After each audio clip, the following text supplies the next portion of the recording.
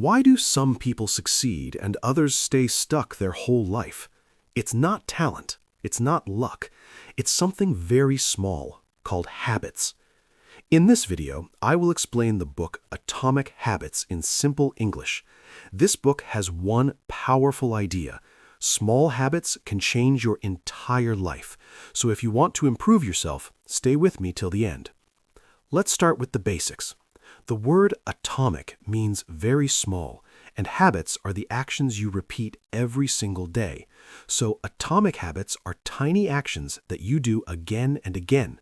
For example, reading just 2 pages, doing 5 push-ups, waking up 30 minutes early. These look almost too small to matter, but over time, they create massive results.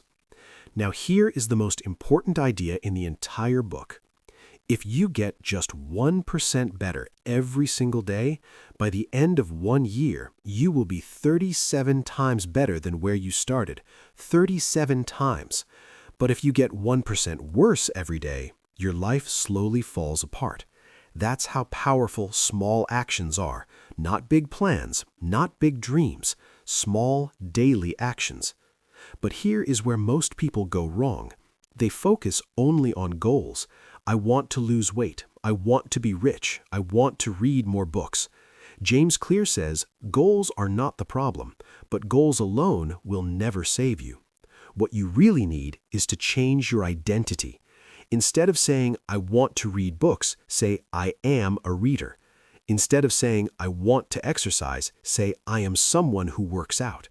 When your identity changes, your actions follow automatically. Every small habit you do is a vote for the person you are becoming. Now let's talk about how to actually build habits. James Clear gives 4 simple rules. Rule number 1, make it obvious. Your brain responds to what it sees, so if you want to build a habit, make it visible. Want to read daily? Put your book on your pillow. Want to exercise? Keep your shoes right next to your bed. Out of sight is out of mind. Rule number 2, make it attractive. We repeat things that feel good, so make your habits enjoyable. Only listen to your favorite music while going for a walk. Only watch your favorite show while exercising. When habit feels like a reward, you will actually look forward to it. Rule number 3, make it easy. Do not start big, start embarrassingly small. Don't say, I will study 5 hours today. Say, I will open my book for 2 minutes.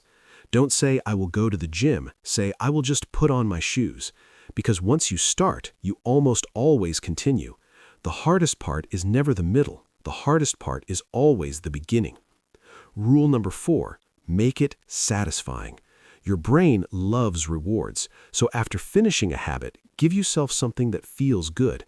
Tick a box on your habit tracker. Take a small break. Let yourself feel proud. When your brain connects a habit to a good feeling, it will want to repeat it tomorrow. Now, what if you want to break a bad habit? Simple. Reverse all 4 rules. Make it invisible. Remove the temptation from your environment. Make it unattractive. Remind yourself why this habit is hurting you. Make it difficult. Add friction. Put your phone in another room while studying. Make it unsatisfying. Track every time you fail. See the streak break. Your brain hates that feeling. Use it against the bad habit. Here is the final truth this book leaves you with. Big success does not come from big actions. It comes from small habits done every single day. You don't need to be perfect. You don't need to change everything at once. You just need to start small and stay consistent. 1% better every day. That is enough.